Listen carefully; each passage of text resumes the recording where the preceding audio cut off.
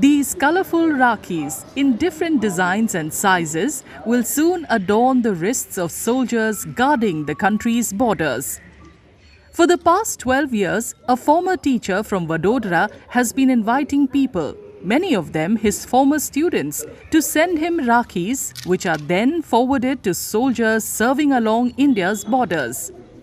The initiative, which began with just 75 Rakhis in 2015, has grown into 68,000 Rakhis, along with 4,000 letters and greeting cards, all sent to those safeguarding our borders.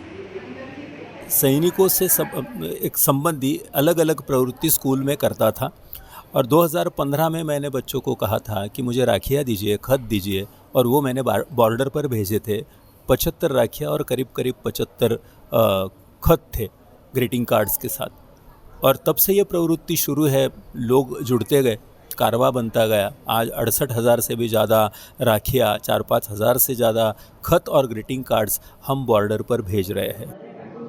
What started as a one-man initiative has now grown into an organized effort involving around 500 people. For some, the initiative carries a deeply emotional significance since the connections continue even after Raksha Bandhan, with soldiers staying in touch with the families and individuals who sent the Rakhi.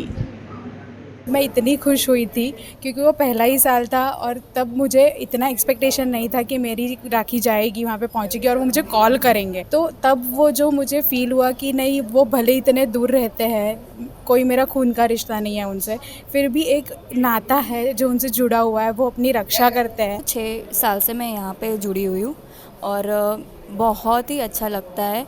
हर साल कुछ नया नया देखने को मिलता है, हर साल बढ़ती जाती है उसकी संख्या, राखियों की संख्या, और वो देख के बहुत अच्छा लग रहा है। जब सोल्जर का फ़ोन आता है तब मन में इतनी खुशी होती है कि ऐसा लगता है कि उन्होंने इतना हमें राखी को उन्होंने देखा, हमारी पहनी, और वो इतने खुश है कि हमें शुभकामनाएं दे रहे हैं कि उनको बहुत अच्छा लगा।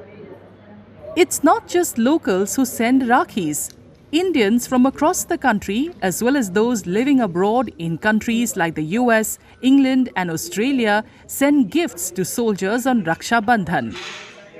US है, इंग्लैंड है, ऑस्ट्रेलिया, फिर दुबई से भी राखियाँ आती है। ये ऐसे अलग अलग देशों से राखियाँ आती है। फिर अगर भारत की बात करें तो तमिलनाडु से लेकर कर्नाटका है, फिर झारखंड से राखियाँ आई है, दिल्ली तक, जम्मू कश्मीर से भी राखियाँ हमें आती है, वेस्ट बंगाल से राखियाँ आती है। सर, ये राखियाँ कहाँ जाएंगी? अब ये राखियाँ भारत पाकिस्तान, भारत चाइना और भारत बांग्लादेश, ये सभी तीनों बॉर्डर्स पर ये राखियाँ जाएगी। This Raksha Bandhan, a festival that celebrates the bond between siblings, many soldiers will adorn their wrists with Rakhis sent by strangers, reminding them that although they may be far away from their loved ones, they are deeply cherished not only by their immediate family but also by people they may have never met.